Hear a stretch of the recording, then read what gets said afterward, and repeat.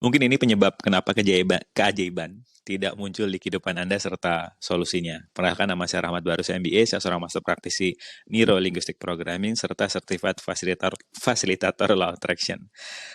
Ketika ada klien saya yang mengatakan ingin berbisnis, dia ingin membuka catering, dan kemudian kita gali sama-sama possibility dan kemungkinannya.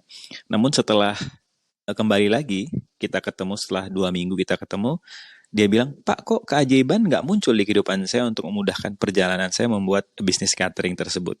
Kemudian saya tanya, apa definisi kamu mengenai keajaiban? Ya, saya berharapnya setelah keajaiban dari semesta itu muncul, baru saya akan mengambil sebuah langkah untuk membuat bisnis saya. Oh, oke.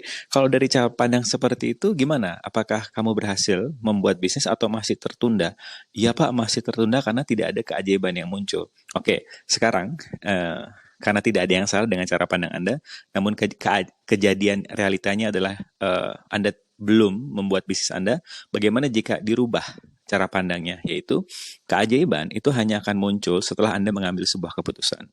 Nah, ketika dia mempertimbangkan dan kemudian dia memutuskan untuk mengambil sebuah keputusan terlebih dahulu, seminggu kemudian dia lapor kembali ke saya dan mengatakan, oh my God, Pak, ternyata benar ya, setelah saya mengambil sebuah keputusan, keajaiban bermunculan. Gimana cerita dong, penasaran kan saya. Dia yang ingin membuat dulu, kalau ketika dia ingin membuat bisnis cateringnya, dia masih tertunda karena dia beranggapan kok semesta belum membawakan keajaiban. Nah, setelah diganti cara pandangnya, dia mengambil sebuah keputusan terlebih dahulu, yaitu dia memutuskan untuk survei alat-alat masak di sebuah toko yang khusus menjual barang-barang untuk catering. Nah, ketika dia sedang survei di sana, tanpa ada keinginan untuk membeli, lebih kepada ingin melihat-lihat saja, dia ketemu dengan teman lamanya, dan ketika mereka ngobrol, akhirnya mereka sepakat untuk membuat bisnis catering bareng-bareng.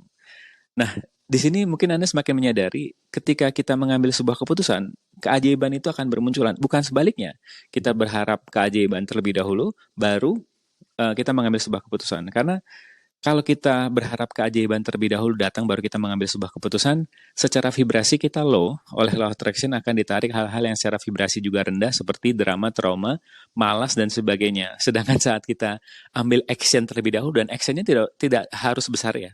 Seperti klien saya lakukan, dia hanya memutuskan untuk survei terlebih dahulu, secara vibrasi dia high, dan akhirnya menarik hal-hal yang secara vibrasi juga high, seperti kemungkinan yang dipertemukannya dia dengan teman lamanya, dan akhirnya mereka sepakat untuk membuka kemungkinan membuat bisnis catering bareng-bareng.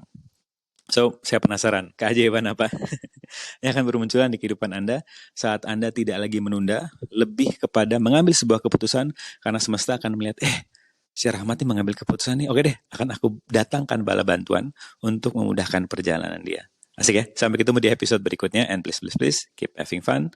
Bye-bye.